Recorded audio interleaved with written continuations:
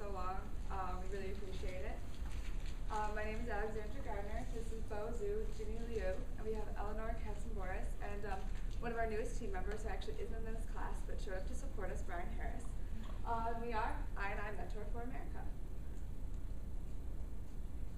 I&I Mentor for America is a social venture that aims to bring high-quality mentors to youth from lower-income areas, ultimately to make a social change using sports as that vehicle. We started our customer discovery process actually last semester, so we've been doing this for about an entire academic year, where we worked with the Bryant community. Bryant community is a lower-income community within the city of Ann Arbor. We worked one-on-one with the youth in there. We talked to the parents, the adults, staff that works within the community, and one of the greatest things that we found talking to the youth is they want something to do and people to help them do it. Currently, right now, the community center cannot house all the youth living within that community, meaning kids are going back home to homes that are often unattended, without parental involvement there, and they're really lacking a role model and a positive influence. So currently, 15 million out of 18 million kids in need of a mentor don't have access to one. And this is a great social problem in the United States.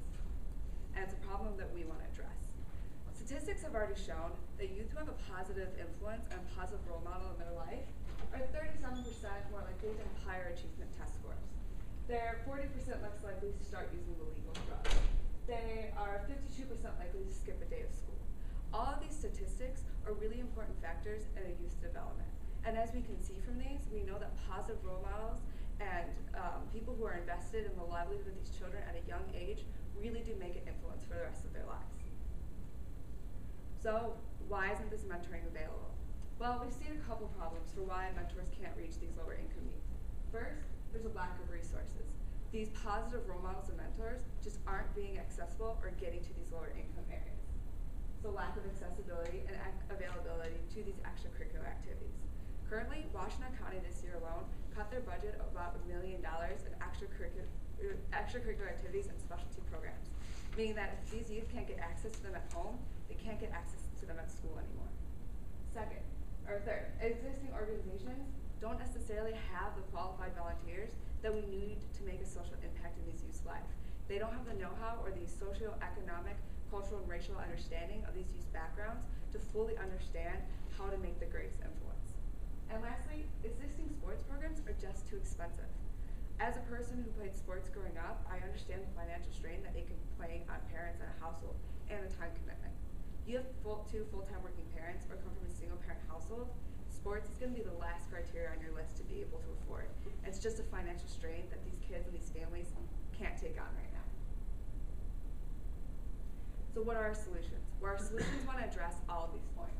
Firstly, connecting high-quality mentors to these at-risk youth through a very structured curriculum that we're going to create that will attend to the needs of social work, education, childcare, abuse, and those different economic backgrounds that lower-income youth face differently than higher-income youth. We can train our coach mentors to make the strongest impact possible. Second, using sports as a vehicle for change. How many of you played sports growing up, and how many of you realized how important it was? As a child from two full-time working parents, sports was my outlet for something to do. It allowed me to make friends. It gave me something to do every day after school. And so we've already seen the studies that show sports help in youth development. It builds self-confidence, positive physical image, and emotional image. It brings stability, brings responsibility. And also, ultimately, it's building a community where these kids feel like they belong. There's an ownership, there's friends, and there's somebody that they can look up to. Third, more than just volunteering. We understand that there's over 149 social service organizations on this campus, but we're looking to be more than just volunteers. The coaches that we recruit and we train really want to make a social impact, and that's the most important thing that we want to do. You're not just committing your time, but you're investing your efforts into a child's future. And lastly, affordability for everyone. Currently, the average registration fee for sports in Ann Arbor is $70 to $100. How many kids from a lower income background do you think that they can support $70 for a sports league? So that means because of their economic background, they're at a disadvantage to play these sports. Market size. Well, we live in the United States. People love sports, so there's our market. Already at the University of Michigan, especially being a Big Ten school, we are in a pool of resources of excellent mentors and advisors for these youth. There's 4,800 18 million college students. And alone in Michigan, 0.55 million college students in Michigan who we can dress already. That means the potential market is 18 other million college students that we can focus on for growth. Players. There's 31.2 million kids in the United States who are from lower income backgrounds. And within the Michigan demographic alone, 0.6 million kids above 6 years old are that target market that we can reach. We're lower income youth that need to be addressed with a mentor. So competitive landscape. What's making us different? What's so great about I&I? Well, as you can see plainly laid out, there's really two sides to a lot of what we're trying to address. There's the sports leagues. You have all these sports leagues that, yes, offer sports. The problem is they're not necessarily offering any more to that to help build the social change for these at-risk youths. Rec and Ed, yes, they have sports, but the competitive landscape and the sports themselves is really all they're focusing on. And the only scholarships that they offer aren't reaching 100% of the youth that need them. YMCA also has sports, and they are also attending to the needs of lower income youth. But right now, they only have 2 sports teams in Ypsilanti, so they're not even targeting the market of Ann Arbor. On the second side, we see mentoring organizations. Yes, there are mentoring organizations, but a lot of these organizations offer one-time stop-and-shop volunteers where these kids get maybe a 1-hour session 1 weekend out of the month to meet a mentor. We need more than that. We need actual involvement with these youth. So that's where I&I comes in. It's not just about the sports, and it's not just about the mentors. It's about having positive mentors who can use their coaching skills and the fundamental tools of sports to utilize it as a vehicle for change. And customer discovery process. Since we've been working at this for a while, we're lucky that we've been able to validate almost all of our hypotheses in our customer discovery market. First, youth want to play sports. Well, because we've worked one-on-one already with these community centers and the youth, they're the ones that told us they wanted the sports leagues. They're the ones that asked us, we want to play sports. And that's where the idea of I&I started. Second, university students are willing to do this. Well, luckily we live on a college campus where kids love to play sports. We've already received emails, applications, and a lot of promotion about I&I. We've had people email us telling us that their siblings at Michigan State want to join our program, that their siblings who aren't even attending the college yet but will be next year are interested in joining our program. And lastly, support and funding from the community. Through networking and a community outreach with not only University of Michigan, but the rest of the scope of Ann Arbor, we know that people support us and are interested. And we believe with our passion and our efforts to make this happen, the funding and the support will continue to follow. So as a social venture that are service-oriented, we understand that have a financial sound business model is really important to help us affect large-scale social change.